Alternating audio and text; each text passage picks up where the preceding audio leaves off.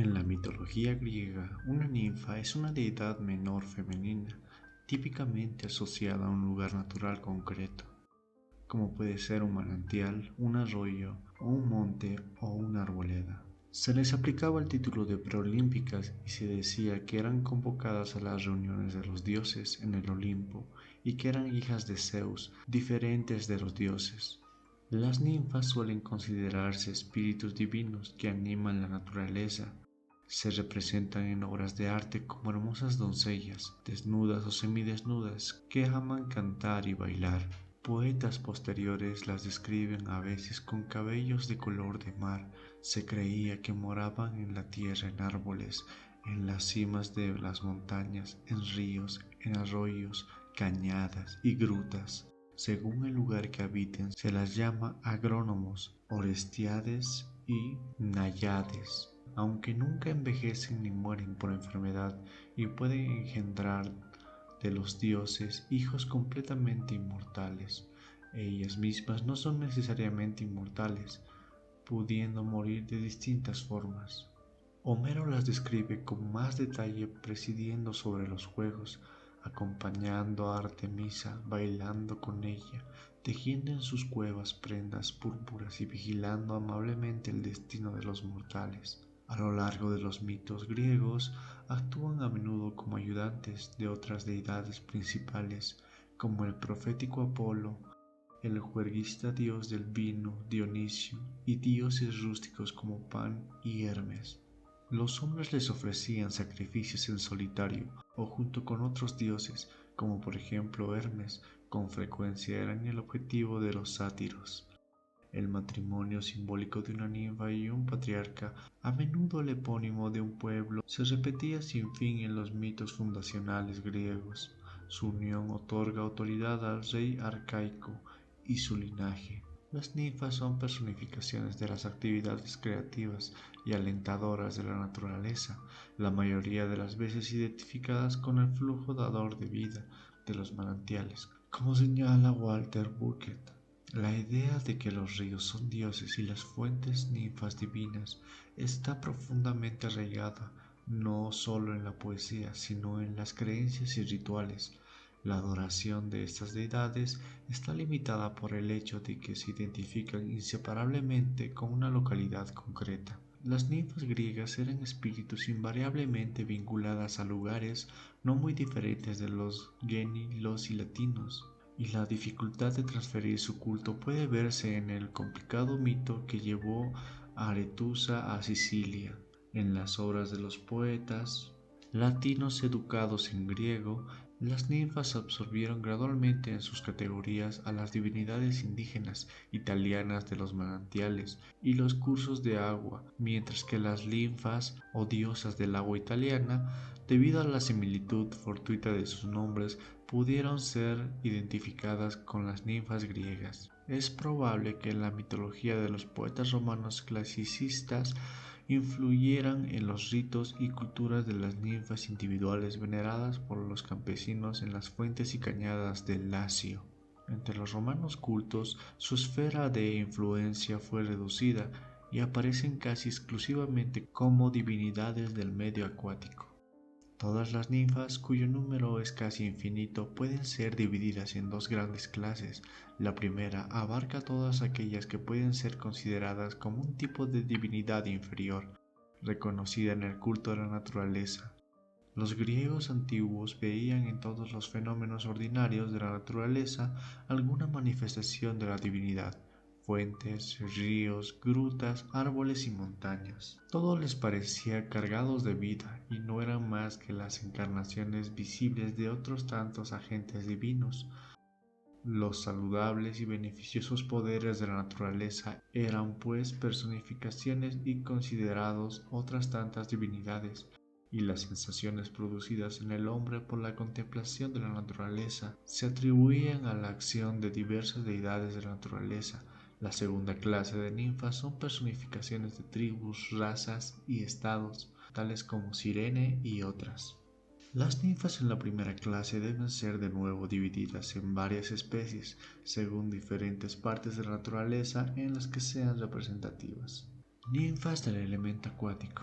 Deben mencionarse primero a las ninfas del océano, las oceánides o ninfas marinas, que son consideradas hijas del océano, y a continuación a las ninfas del Mediterráneo o del mar interior, que son consideradas hijas de Nereo, por lo que son llamadas Nereidas. Los ríos eran representados por las potámides, quienes son divinidades locales. Eran bautizadas según sus ríos como Aqueloides, Anigrides, Amnisiades o Pactolides, pero las ninfas del agua dulce, ya sean ríos, lagos, arroyos o pozos, son también designadas por el nombre general de náyades, aunque tengan además sus nombres específicos como Crineas, Pegeas, Limnátides o Limnades.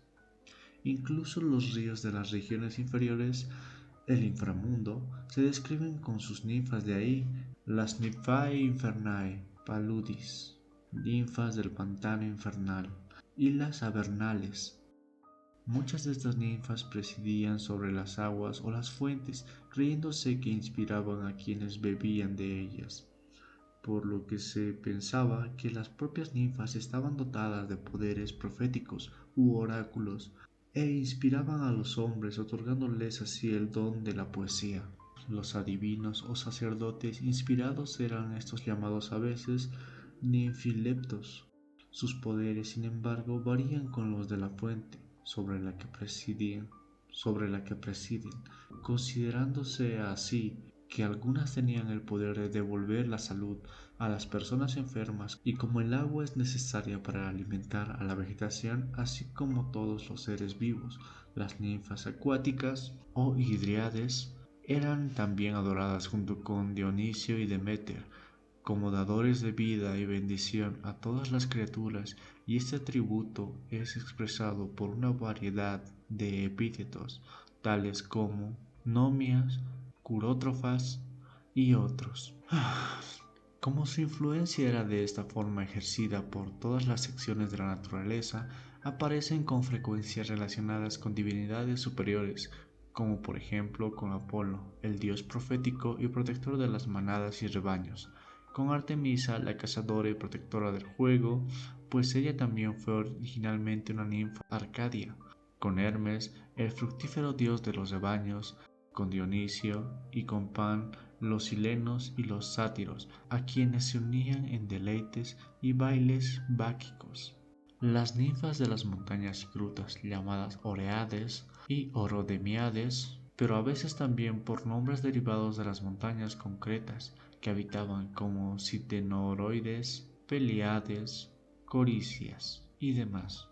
Ninfas del bosque, arboledas y praderas donde se creían que a veces se aparecían y asustaban a los viajeros solitarios, eran designadas por los nombres Alceidas, Auloniades y Napeas.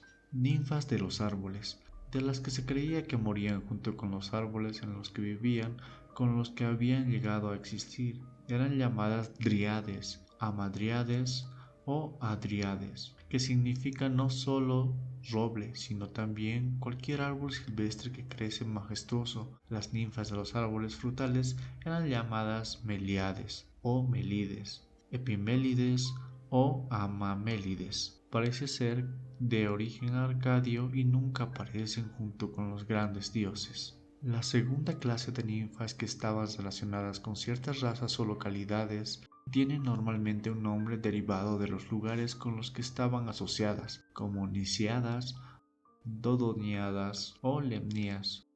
Los sacrificios ofrecidos a las ninfas solían consistir en cabras, corderos, leche y aceites, pero nunca vino. Eran adoradas y honradas con sus santuarios. En muchas partes de Grecia, especialmente cerca de las fuentes, arboledas y grutas, como por ejemplo cerca de una fuente de Sirtones en Ática, en Olimpia, en Mégara, en Sición, en Fleunte y en otros lugares.